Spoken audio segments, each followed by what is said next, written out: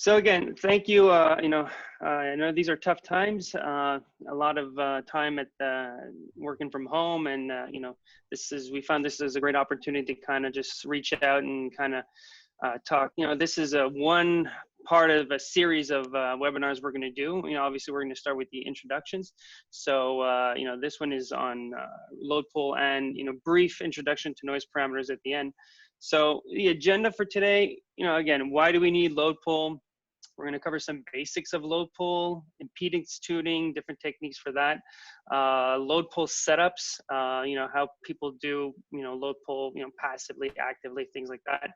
We're going to look at fundamental and harmonic tuning, tuners as well. We're also going to cover some behavior modeling based on load pool data.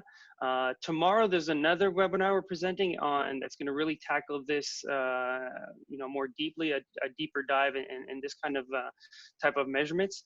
As well, we're going to finish with the noise parameter extraction. So Remy gave a quick intro to myself. I think we're going to skip this. I think most people have met me or known me a bit. So I worked for Focus for, when I started my career, went to Agilent Keysight for a few years and then came back. I've been back for 4.5 years, having a great time working with new partners and whatnot. And, I'll say I'm happy to be back in this industry. Load pool is live and well, that's for sure. So why do we need load pool? I'm kind of showing the end result of load pool. So it's kind of funny that I'm starting an introduction to load pool and showing kind of the end results at one of the first slides. But ultimately, this is what we're trying to achieve. We're trying to figure out matching networks on the input and output of an active device, an RF active device, and get a decent design out of it.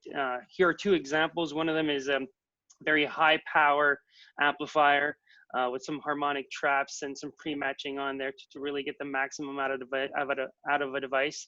On the right, you'll see a high frequency mimic, which is the same principle. It's just, instead of having like a fixture like we see on the left, we really see a full design mimic that was designed by someone. And this for example, is an 18 to 26 gig design. But the principle is the same. Ultimately, we want to perform load pool to obtain or characterize the device we want to use, and basically put in the best condition to get the most out of it. Another very popular application for load pool is what we call ruggedness testing. So there's different names to it, but basically what we're doing here is we're mimicking like an antenna. A lot of the handset people use these tuners to kind of do constant VSWR testing. So they'll basically set a tuner at a certain VSWR and just sweep the phase. So that can mimic, let's say you put your cell phone on the top of your car, and then that basically creates a high reflection to the antenna of your phone, therefore reflecting the power back to the amplifier. So handset people want to make sure that that's not going to damage the amplifier or even blow up the amplifier in that case. So this is a very a widespread test that a lot of people will do, not only at low frequency, but at high frequencies as well. So the basics of load pool. So before we get into like nonlinear load pool, we have to go back to like S parameters. So S parameters are by far the most accurate and convenient way to characterize a two-port network. I say two-port in this example. This is a two-port network, but this could be to multiple, ports, multiple channels. We see solutions from Keysight and others that have n number of ports, and basically it's just, this is a two-port. It's a subset of a multi-port network. But basically, this really, the S parameters basically describe very well the electrical behavior of a linear network being stimulated by electrical fields from the input and the output. So again, if we look at linear behavior, we could look at it in two ways, frequency and time domain. But basically what this means is when we enter a signal, it'll have a certain period of frequency and an amplitude. So let's say this two-port network is an attenuator. So we know, regardless of what power we put into it, the signal coming out of it will be lower, okay? So if it's a 3 dB attenuator, or if it's a long cable, we know that the signal we input into the device will be basically proportionally smaller. And this delta dB, this delta will remain the same whether the power is low or is high. So we could look at it in the frequency and time domain. So again, if we enter a signal, okay, we expect no spectrum growth or no harmonic generation in a passive linear device, okay? So let's enter a signal at a given frequency at a certain amplitude. On the output, I'll have the same, the signal will be at the same frequency at a lower amplitude, but same period again. As I increase the signal, obviously the output signal will also increase, but again, it will still be lower than the input. And again, you could see in the frequency domain, there's only a pure fundamental signal. There's no harmonic components to this signal, okay? So this does not hold true for nonlinear devices. So as we basically input the same signal into this device, well, now we expect, hopefully, if we did a good job, we should expect gain out of the device. Okay, so now the amplitude of the signal is bigger, the period stays the same, but now the delta that we see now is greater than what we had on the passive device. So now again, if we look at it in the frequency and time domain, how does that translate? So by entering the same fundamental signal, now we see some harmonic content. So if you look at the top right, now we have some spectrum growth and some harmonic generation. So this is mostly showing a harmonic generation, but if you had some spurious or you had some noise, you'd also see more frequency content in the frequency domain. Also, you could see in the time domain that sine wave is now squaring up and it's become clipped. So as the harder you drive this nonlinear device, the more harmonic content you'll get. Therefore, the squarer this sine wave is going to become. So where does this harmonic generation come from? It comes from gain compression. So, let's say you take a device and you sweep the input power. So at the beginning, the power will be very linear. You'll have this straight line. But as you drive the device and overdrive the device, then this output power starts saturating. At one point, you can't drive the power. You can't get more power out of the device. You'll hit saturation. And this is where this line should have stayed straight, but in reality, there's like this delta we're dropping off from the straight line. And this is what we call compression. We could look at the gain compression curve. Now, if we do the same thing, we sweep the power. So now we see the gain is flat at the beginning, but then starts dropping off. And as it starts dropping off, that's where we fall into this nonlinear region, okay? Another interesting parameter to look at is efficiency. So, at low power, there is almost no efficiency. So, but as we creep up and start, hitting this nonlinear region, we'll get way more efficiency. And that's where it gets interesting for PA designers. So on the left, you'll have the linear region, okay? And I'm not saying like for load pull, we work on the right side, but a lot of people do design amplifiers in the linear region. And basically what we're trying to do there is match for gain. So, you could look at it as kind of a voltage source and you have basically an impedance out of the device, and you want to basically match that device. So for optimum gain, you want to get the complex conjugate of that impedance. So if you're able to do that, then you could get the maximum gain out of that device by matching it with the conjugate complex conjugate. So, but as you get into the nonlinear region, that Z load or that termination you might not want to optimize it for gain. You might want to optimize it for efficiency, output power, or different things. And now not just only at the fundamental, but at the harmonics as well. Okay, so definition of load pull, basically it's the process that we use to terminate a load with multiple or different impedances while measuring or gathering the nonlinear behavior. So our parameters, output power, efficiency, it could be IMD, ACPR, EVM. So what we're doing is we're systematically changing the impedance on the load, gathering that data. So what we're seeing here, there's 3 Smith charts here. And the first one at the top center, I guess, top left, is we're looking at output power contours, okay, but at low power. So the maximum output power for this contour is roughly 16 dBm. And we see the optimum is, in the northwest quadrant. So, someone would say like, okay, well, I'll optimize my matching network to meet this impedance and I should get the maximum output power. But on the right side, what we see is as we increase the input power, now in this case, the optimum point for power has actually drifted to the southern quadrant, or southern basically side of this this Smith chart. And now the output power is near 30 dBm. So basically what this is saying is if you had designed your amplifier with the matching network based on the first left top Smith chart, well, you would have clearly not much power, and it would have been a poor design, as you know that optimum impedance for output power has actually drifted down. Now at the bottom, you see that the contours are actually skewed a bit. They don't really look like circles anymore. They actually look like kind of potatoes, I guess, or like elongated circles.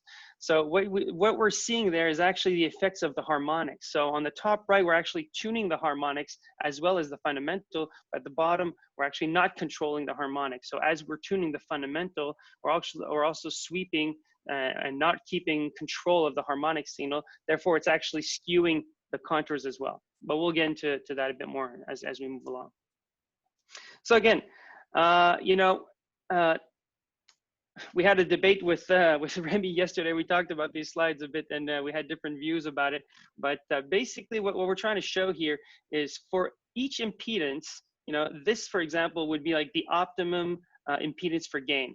So as we sweep the input power, you could see that, you know, the gain will drop off at one point. So in this point, we're showing that this is like the optimum gain. So again, if we want to match for maximum gain, we have to match the complex conjugate of that device to get the optimum gain. Now, as we move away from this point, so now, you know, I've measured another impedance, but moved away, did another power sweep. You see that the gain's actually lower, and it's actually dropping off ahead of time. So now as we move away, we still move away, the gain still drops. Now we're going to go to the other horizontal line, which we're actually getting closer to the optimum gain, okay? But now, so the gain is closer and the output power is still a bit lower. And as we keep moving around, we see that the gain is dropping, but the output power, the curve, is moving more to the right. So in this case, what this is showing us is that, okay, you might have an optimum for gain, but you also might have an optimum for output power, which will not be the same, okay? So we continue, and we do this a lot, like compression load pull is what we're kind of showing here. So every impedance point we're doing a power sweep is more and more popular. People use it for behavior modeling and basically like to do a lot of measurements and then just use a subset of measurements after in post-processing to analyze data. It takes less time, you know, in the post-process world. So let me do the last sweep. So in this case, what we're seeing is like, okay, clearly if I wanted to optimize for the first impedance, that would have been for the optimum gain. But there's a curve here that shows that the power is further, and that's the one that goes totally to the right. So now if I want to optimize for output power, clearly the load that I need to present is not the conjugate complex, it's something else. So now, you know, this is the curve I'm looking for, and the curve that I'm looking for is not the first curve, it's actually one of the further curves. So now what we could do is we could plot the contours based on these curves and see which one is the optimum for output power, okay? So again, now I've just isolated one curve where we're actually seeing now gain and output power. So now we're plotting the contours for output power. And as you see, as you move away from the optimum point, you know, the contours of the optimum point will move, okay? So what we're plotting now is basically the contours at low power. So if you remember one of the first slides where we showed the optimum point is at the top, the northern hemisphere of the Smith chart, you can see that the optimum is really at that point. But as we sweep the power, so in other words, as you drive the power and increase the power into the device, if you do another impedance sweep, you will get different contours, and the optimal will be somewhere different. So I have a small animation here. There's a kind of a marker, a line on the left that's going to start sweeping. As it sweeps, you'll see the contours actually drifting. So what we're saying here is for every input power, if we did an impedance sweep, the contours will look like this. So as I'm sweeping the input power, you see that the maximum, the optimum Pout is actually drifting, going somewhere else. So if I wanted to optimize for optimum output power at this input power, I would need to tune this impedance at this region and not northern region I wanted. So now we're just looking at output power. Now, if we push this a bit further and we include efficiency, so you know now we know that gain might go in direction, P out might go in another direction. So if we add PAE, we have no idea. And this is where the nonlinear behavior, becomes an issue for us, is that this is something S parameters cannot predict. You really need to do this nonlinear measurement and load pull to get to this point. So again, as we sweep the power, you see that the output power is actually going to the same point. We saw that before, but the efficiency point's actually rising. So now I have a bit of a dilemma here. So I have an output power that's going south and an efficiency that's going north. I might have exaggerated a bit for the purpose of this presentation, but this in the end is what the result will be in a high power device.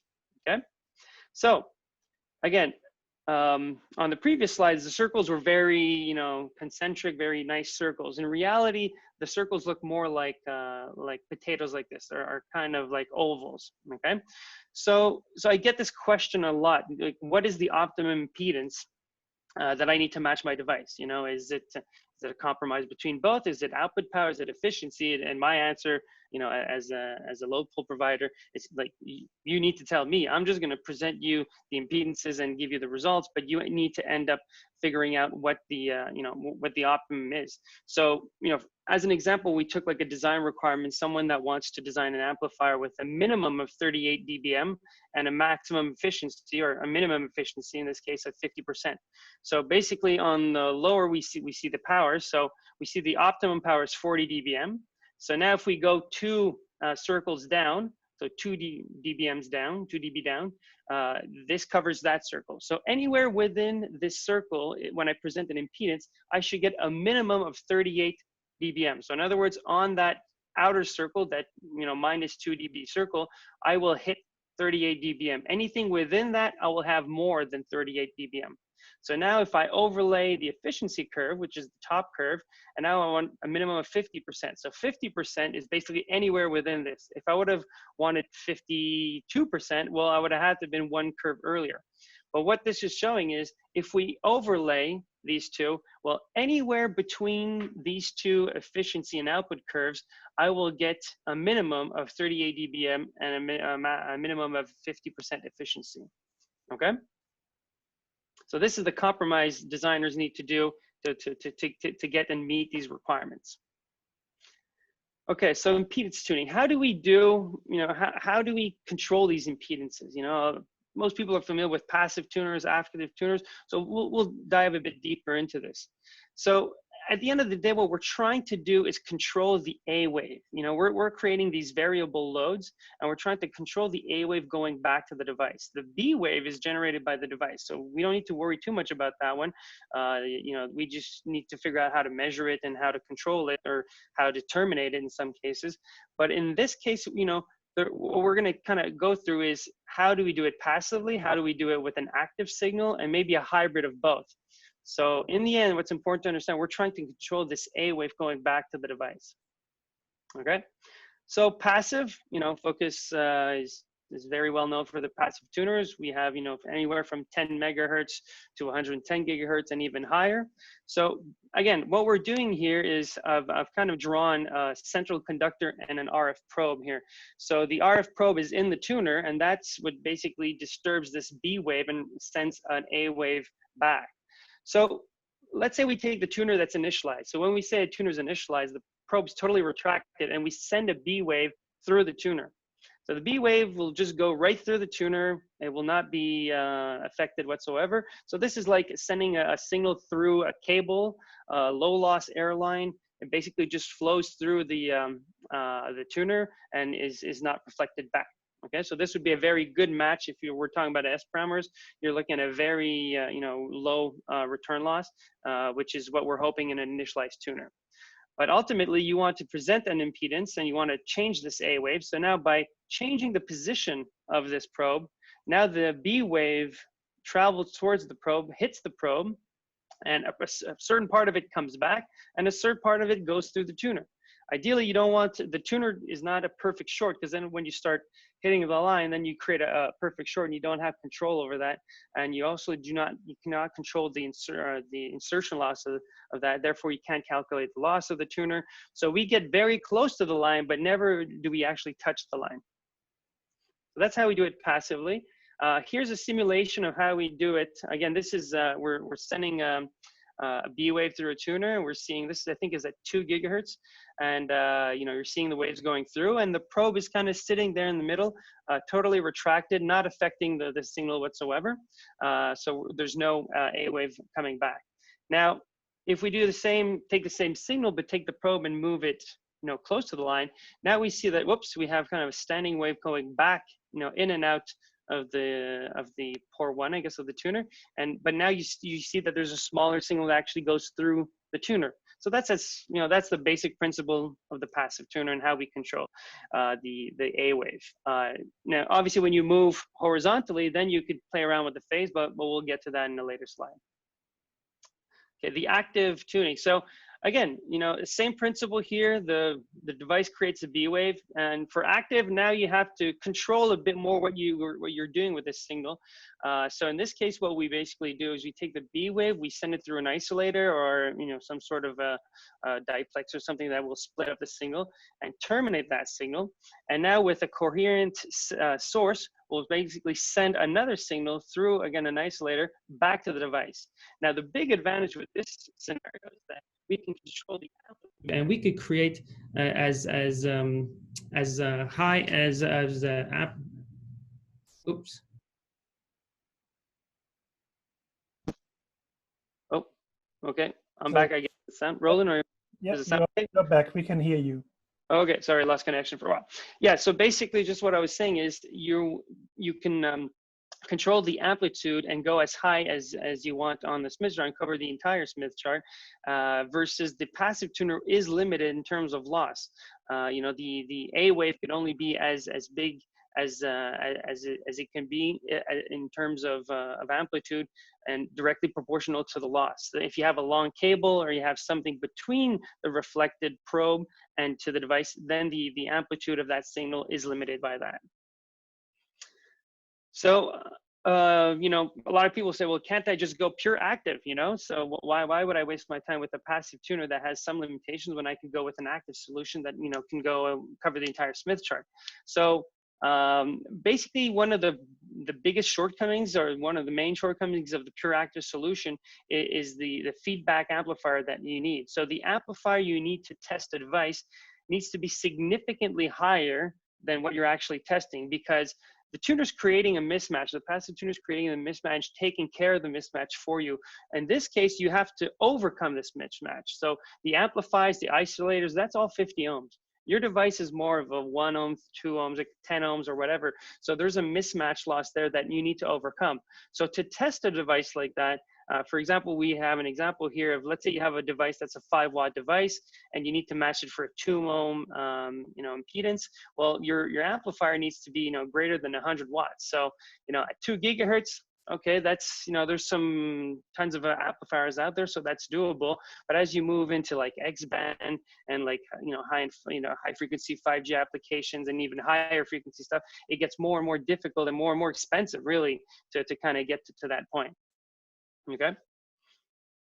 So load pull techniques and setup. So okay, there's the traditional ones. You've probably seen this over and over again, so we'll kind of go over it pretty quickly. But basically, there's a scalar, vector, and kind of hybrids of all these. So the scalar one is really based on power measurements, on power meter measurements. So you have your device, you have a, you know, usually a passive tuner. You wouldn't have an active system for this, and basically what you're doing, you're measuring the output power and input power by coupling it through a coupler on the input. You can do the same on the output or just through an attenuator. But what you're doing is basically cascading the different blocks to de-embed the power at the device plane. And then you have to rely on the calibration of the tuner to be able to de-embed. So as you move the tuner will present the different impedance, but also have different loss. So when you measure the output power at the power meter, you need to de-embed these, you know, insertion loss of, like, let's say attenuators and whatnot. But what's more important is the tuner, as the tuner is not only taking care of the impedance, but also changing the overall loss per impedance. And that's very important to have a very accurate, repeatable calibration, as you need those values to de-embed and get the accurate value. That's why, you know, if you would do this with a manual tuner, that'd be very difficult, because as you move the manual tuner, you're kind of tuning blindly. Yes, you could say like, oh, you could look at your power meter and say, okay, this is, you know, this seems to be the optimum power point, but your manual tuner, you don't know where you are in terms of loss. You might be at a low loss point, therefore it looks like the power meter showing you high power, but in reality, it's not really the best point. You need to tune a bit further, but now the tuner loss will increase, and that will kind of mask a bit the output power of the device and kind of trick you. And this is what this curve is kind of showing. So if you just look at the bottom here, there's a power meter curve and a P DUT, so the device power. So if you just look at the power meter curve, you'd say like, okay, well, you know, the power meter curve is showing me that the right point is the right point. But in reality, if you de-embed the loss of the tuner, then that point is totally different. So again, scalar load pull is used less and less. It's more for like technology validation and things like that. But you know, it's one thing to know that, you know, you really need to make sure you do a proper tuner calibration and de-embedding of the different S parameter blocks to be able to do scalar measurements. Vector load pull, I would say, is more, you know, is very popular now, and it's been for years now. Again, you need a vector receiver to do this, and now you can see that the couplers are very close to the device. Now we're you know, referring back to the S parameters. We're now measuring the A and B waves coming in and out of the device, and now the tuners are actually outside these couplers, and we're you know, the tuner calibration is not so important at this point, because we actually have an online system measuring not only the impedance of the device, but measuring the impedance of the tuners. So this vector setup provides more capability. Like some of the key advantages is now we can, you know, measure the A and B waves and measure the P and delivered. In terms of speed, you know, the speed of the high-end VNAs now is much coster than the traditional scalar power meters. You have greater dynamic range, and you know, with the more advanced system, you can even look at voltage and current waveforms. Yes, you do need to calibrate the phase. There's an extra step to do that, but more and more people are actually looking at voltage and current waveforms, and that's a topic we're also going to be covering tomorrow as well, more in depth. Some customers will say, well, okay, yes, that's fine, but when I go into this mode here, you know, you can see that the couplers are between the tuner and the device, so that creates additional loss, therefore minimizes the tuning range. So what we do in some cases, we'll put the couplers, when we say outside the tuners, we mean before, not between the tuner and the device. They're basically outside, you know, on the measuring, you know, after and before the tuner, okay? So yes, this will create higher tuning range, but now you need to make sure that that VNA that you're using has a very high dynamic range, because we're going to measure through those tuners. So if you have very high lossy tuners, well, you know, you're going to be measuring through that, and that's going to impact the accuracy of the measurement. But ultimately, we'll give you the best tuning range possible. Okay, so yeah, so the ultimate range, the ultimate goal here is to optimize tuning range at the DUT reference point with this setup. So a lot of people will kind of say, well, okay, well, I want the best of both worlds, and we'll go hybrid. So the hybrid, basically, what we do is we have you know, two tuners and a source, a synchronized source, and now we have the tuners that are doing some of the passive work, and then we have the active that's also working together. So in phase, the passive tuners and the active signal will work in phase to kind of increase the tuning range. So, and also one big advantage of this is this will reduce the power requirement on the load, because as we spoke earlier about the active system, the active needs to do all the work for the mismatch loss.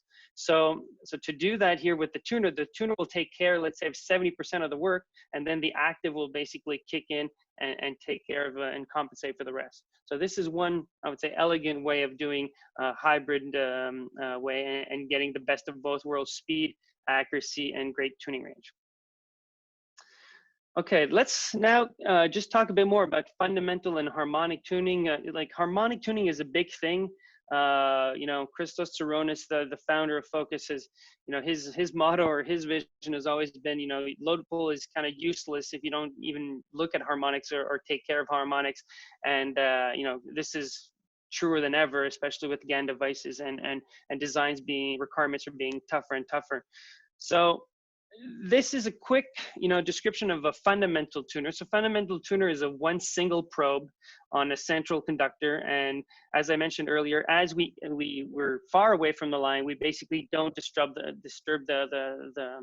signal. But as we get closer to the line, what happens is we see that the return loss, or the gamma, basically increases. Okay, so that's when we move vertically. As we move horizontally, then we basically have the phase shift. So now the impedances, not only they should stay the same at the same VSWR, same gamma, but then we move horizontally. Then that will give you the phase shift that we're looking for, so that we could cover the entire Smith chart. Okay, so that's a simple explanation of a fundamental tuner. Okay, now let's look at two frequencies. So that was basically the broadband response. Now we're going to look at two frequencies. So as we move the fundamental, so the probe, we see 2 points. So one point moves in one direction and the other point moves in the other direction. But in reality, those points are connected. If you do a frequency sweep from one point to the other, that's just, those points are all connected. And we're just looking, like, let's say at 1 gigahertz and 2 gigahertz in this case. But now what's interesting is as we move horizontally, one point will move twice as fast as the first one. So the 2F0 point will move much faster than the first one. So I think the blue is 2F0, yes. So you'll see here, as we move along, the F0 will move, but 2F0 move twice as fast, okay? So that's important, because when we do load pull at the fundamental, we're presenting a different impedance at the fundamental. But if we don't have any harmonic rejection or whatever, what we're actually doing is we're not just changing the fundamental, we're changing the second harmonic impedance as well. And that will have an effect on the device performance. So now if you have two probes, how does that work? So same principle, we'll bring the probe down. You have fundamental moving and the second that's moving twice as much. But now what happens if I move my second? So the first one acts kind of as a pre-match. So regardless of what we do behind the first probe, we'll still stay in the same vicinity, the same area of impedance. So as we bring the second one, now you see what's interesting here is we actually moved in the second probe in phase. So at the fundamental, we actually increased the tuning range. But you can see at the second harmonic, it went kind of down, so it went somewhere else. And as we move that one horizontally, that one will also move. So with two probes, you could do a lot of different combinations. You could do high VSWR tuning by putting these two in phase and creating very high reflection, or you could actually start playing and being fancy and trying to have like two different frequencies, tuning and cascading these two in different ways. Now we're going to push it one step further and have three. So one big misconception of harmonic tuners or cascading tuners is that the first probe takes care of F0, second 2F0, and the third is 3F0. But in reality, these are all wideband probes, and they all interact with each other. So basically what we do is we calibrate the probes individually, and then there's some advanced math that crunches all these numbers and creates all these scenarios and figures out the different combinations of probe positions to get the impedances that you want. So you might want to tune at 50 ohms, you might want to tune somewhere else. So these are just three examples. So as you move the three probes in this positions, well, my red point is my fundamental, and the two other dots are the harmonics. So now if I'm trying to optimize my best fundamental match to get very low impedance, but basically the result of this gave this combination of three frequencies. Now I go to a different position of these three tuners, or these three probes, sorry, and then I get a different result. I get a different fundamental match, but then I get an open and a short for the harmonics. Okay, so this is interesting because a lot of people want to tune not only the fundamental but the harmonics for to design in different classes of operation and really get these high efficiency PAs going. So this is another example, and again, third position, totally different, and the probes actually give a different result where my impedance is very high, the fundamental, but now we're terminating the harmonics at 50 ohms. Okay, quick overview, but just kind of how the different tuners work. Historically, people would kind of use this and kind of isolate the signals, that like they'll have basically a triplexer that filters out the fundamental, lower frequency, then they'll have a passband signal, and then you'll have a higher passband filter, and you basically have three different tuners. this was something used, I would say, maybe 10, 15 years ago. And I could say I actually use this a few times as well. And obviously one of the big limitations, as we talked about this, is, you have passive tuners that are going through filters, very low loss filters, so their tuning range is limited. So you could see here on the right that F0 is limited, but again, it's at a lower frequency, so the tuning range is still decent. But at 2F0, the loss is twice as much, so the tuning range will be significantly reduced. Same thing for 3F0. So this is, yes, in principle works, but how usable is it, especially if you start, going in high frequency? So what people have been using instead is saying, okay, well, what I can do is I'll keep the fundamental with a passive tuner, but then I'll do, I'll use active signals to kind of inject and get great tuning range. You can actually have the three of them that are active and just isolate that. So that also works, very well. But again, the limitation there is mostly in terms of cost, and then these narrowband isolators and amplifiers are kind of like something that you need to deal with. So if you're always working at the same frequency, same power levels, this is not a problem, but it's just something to know about. Okay. Cascading tuners also, historically, people have been doing that as well.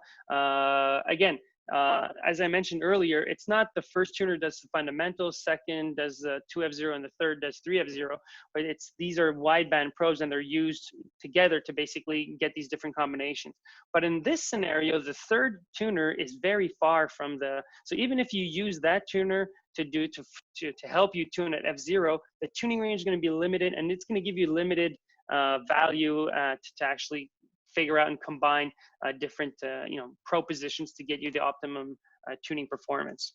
So how do we do this with the MPT? So basically our philosophy was like, okay, I have a fundamental tuner, I want to just basically, I'm not going to cascade it. I'm going to take that probe, insert it into that tuner, and just make that tuner bigger, and therefore do the same with the 3F0. And now I get the best of both worlds, where I have a very simple setup in one tuner. I don't need to combine anything. The math inside the tuner that takes care of all those calibration and the different probes will basically create the impedances and not compromise tuning range. Okay. And again, so why is harmonic tuning very important? Initially we're showing contours for fundamental data, output power efficiency. Here, this is a 2F0 sweep. So we're sweeping the harmonic impedance, and you can see this is for a class B operation. Again, this is a bit of a preview for tomorrow. So tomorrow we're going to dive deeper in this, but basically what we're showing here is, the class B is you want to short it with both harmonics. You want to short it, but we see here that actually you could find an optimum impedance that's not at the shorts and actually get you more efficiency.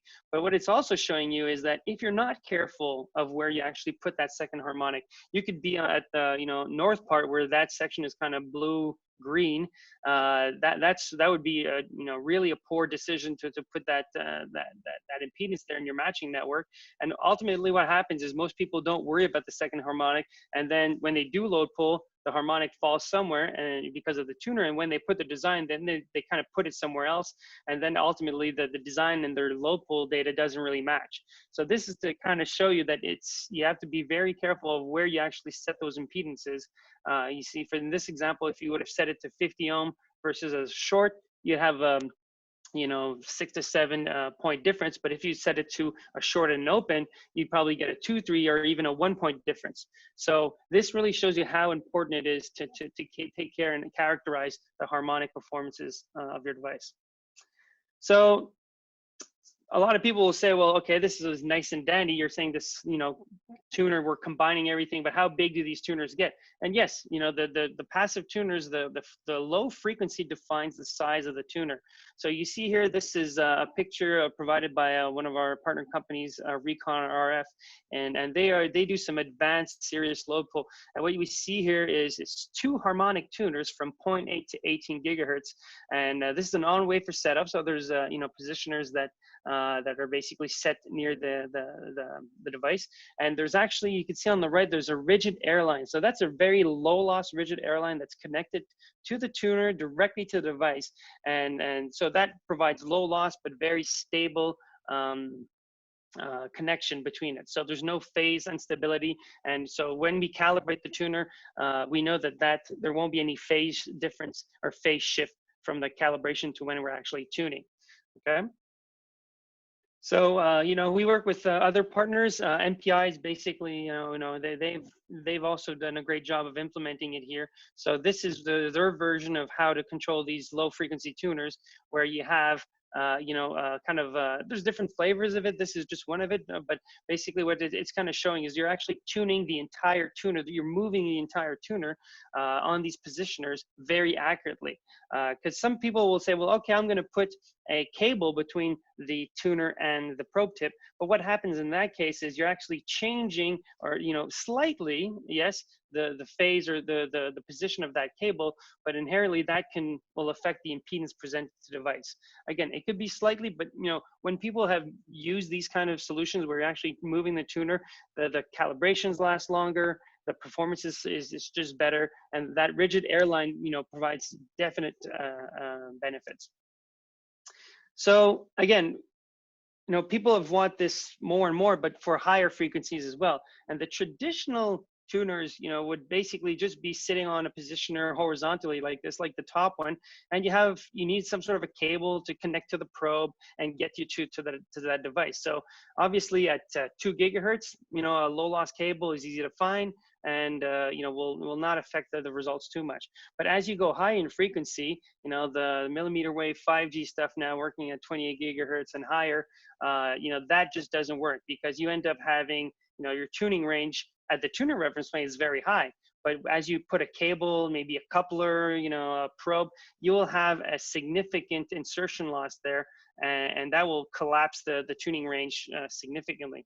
So a few years ago, we came up with what we call our Delta tuners. And what basically that is we took the guts of the tuner and put it in a miniaturized version of it. So then you could actually connect the tuner directly to the probe tip. So this has significant advantages in terms of insertion loss, but the tuning range is just, great at this point. We could easily reach, 0.85 gammas at 28 gigahertz, not only fundamental, but harmonics. Here, this example is the 24 to 67 gigahertz tuner. So that means we can control 2 frequencies from 24 to 67 gigahertz. And we have all sorts of flavors of this one. Here's an example again of Recon where we're actually, this is a 10 to 67 gigahertz system. And, we see that it's connected directly to the GGB probes here in this case. So, they're doing some very high power measurements here. And, this is what the system looks like. Here are just other examples. We have a Dutch customer here on the bottom left, American customer on the right. Again, these are their 10 to 67, extremely popular in the past few years. But now, as 5G rolls out, we're getting more and more requests for higher frequency. So, in this case, this is more for X-band and also 5G if you want to cover the fundamental and the second harmonic. But customers want to move more and more to cover even the 3 harmonics, the fundamental, second, and third. Here's an example again from MPI where you have, 110 gigahertz. So this, I think, is a 24 to 110. So again, now you could do fundamental, high VSWR, harmonic tuning from 24 to 110.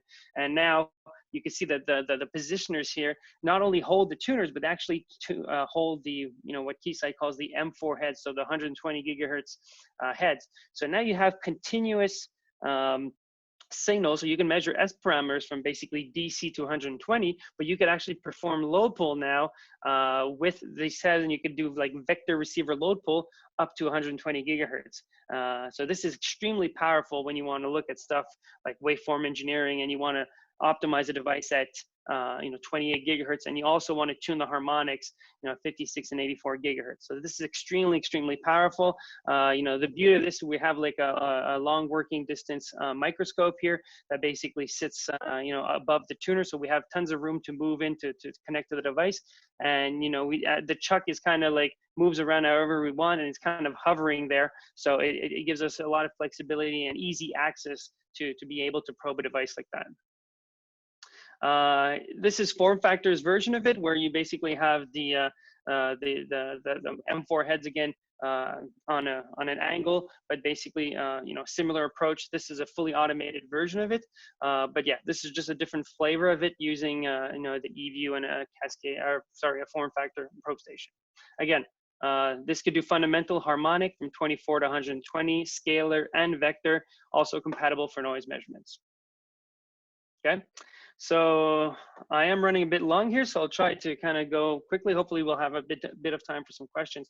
So behavior modeling, historically, a lot of people are familiar with X parameters. So we have our version of X parameters, which we called Cardiff model. It's basically what we do is we do for a set of impedance, we basically do compression lopo. So for every impedance, we sweep the input and output power, we measure gain, efficiency, any parameter that is of interest, and we basically encapsulate this data in an LPC file, which we call a load pull compression file, but then we convert it into an MDIF file that's can be loaded into the different CAD tools. Okay, so basically what we do here, it's not a table-based model in the sense that, it's not like a lookup table where we actually look up the data at a certain point. We basically calculate the coefficients of those different curves, and then that makes the model very, very light. And we don't, even if we've measured tons of data, the model stays relatively efficient and light to utilize. So once we're able to import into the different CAD tools, well, then you could do all sorts of simulation for power sweep, power contours, efficiency, second harmonic sweeps, and you can even look at waveforms. So again, this is a bit of an intro for tomorrow, but we'll look at this. But when the goal of, like, a lot of people when they use these Cardiff model like behavior models, they want to be able to optimize for different class of operation. So we're familiar with, like, the traditional classes A, B, B, C, where you kind of control the class of operation via bias. But the more efficient ones, or the more newer ones, are mostly based on harmonic termination. So we'll look at that really in more detail tomorrow. Okay. So noise parameter extraction, again, noise is very different now. Instead of looking at the transmitter side, we're looking at the receive side. So, the top curve is like, that's your linear amplifier, which a lot of our customers, dream that's the ultimate goal. You enter a certain signal and it basically gets amplified with no noise. But, a transistor and amplifier doesn't care about what's coming in. If is it a signal, is it noise, it'll amplify both. So you'll not only get the gain of the signal you're feeding, but also the noise that's part of the system and feeding through the device. So the real amplifier is at the bottom. You'll send it a signal, and then the output signal is going to look like that. So as long as the signal is big, that's not too much of a problem. But for low noise amplifiers, if you look at a satellite dish, if it starts snowing, or there's a bit of interference will basically destroy that signal. So that's where your receiver has a trouble distinguishing the actual noise of the white noise of the system, and the noise, the signal you're actually measuring. So that's why these systems are always limited, and the challenge really is the sensitivity of the system. So what is noise figure? It's the ratio of the signal to noise that you present at the input, and then it's the ratio of the signal to noise on the output. So you do the 10 log of that, and that will give you basically noise figure. That's valid and very, very easy to do in 50 ohms. But when you move into the non-50 ohm part, then you need to take care of S parameters of the device, because noise figures is mostly defined in 50 ohm. If you take a noise figure analyzer from Keysight, that's a 50 ohm device. If you want to test a component level, a 50 ohm component amplifier, well, that's all 50 ohm, and that's all relatively easy to deal with. But now when you start talking about noise parameters, then you have to start worrying about S parameters of the device, the impedance that you're presenting at the source, and other factors. So this is just the total noise factor that's a formula associated to it. We're not going to dive too deep into that, but ultimately this is what we're trying to extract. So the noise parameters are not measured. They're extracted based on a bunch of measurements that we do. So we're trying to get the noise figure of the device. But the noise figure of the device is extracted by finding the NF min, You'll also extract the RN and basically the optimum impedance, so gamma op. And a gamma op is a two-component value that has basically the amplitude and the phase of the optimum. So again, what are we looking here? We're looking for minimum noise figure, equivalent noise resistance, and the optimum noise reflection factor, so gamma op, amplitude, and phase.